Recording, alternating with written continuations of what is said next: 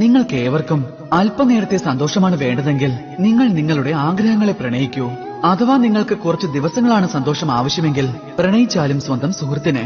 എന്നാൽ നിങ്ങൾക്ക് കുറച്ച് മാസങ്ങളോളം അല്ലെങ്കിൽ കുറച്ച് വർഷങ്ങളോളം സന്തോഷം ആവശ്യമുണ്ടെങ്കിൽ എങ്കിൽ ഉറപ്പായും പ്രണയിക്കൂ സ്വന്തം കുടുംബത്തെ, അമ്മയെ, അച്ഛനെ, സ്വന്തം കുഞ്ഞുങ്ങളെ, ഭാര്യയെ, ഭർത്താവിനെ.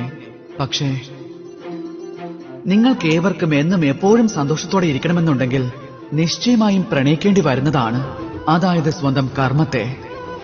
കാരണം ബന്ധങ്ങളെല്ലാം അങ്ങനെയാണ്, എപ്പോഴെങ്കിലും തകർന്നു പോവുക തന്നെ ചെയ്യും. പിന്നെ ഈ പ്രപഞ്ചവും ഉറപ്പായും അങ്ങനെയാണ്. ആരെയാണോ ഒപ്പം കൂട്ടുന്നത് അവരെ എല്ലാവരെയും ഉറപ്പായും ഉപേക്ഷിക്കും. എന്നാൽ ഈ കർമ്മം ഒന്ന് മാത്രമാണ് ഒരിക്കലും നിങ്ങളെ ഉപേക്ഷിച്ചു പോകാത്തത്. നിങ്ങൾ ഏവരുടെയും മരണത്തിന് ശേഷവും ആ കർമ്മം നിങ്ങളെ ജീവനോടെ നിലനിർത്തും. അതിനാൽ എപ്പോഴും ഓർമ്മിക്കേണ്ടതാണ്, അതായത്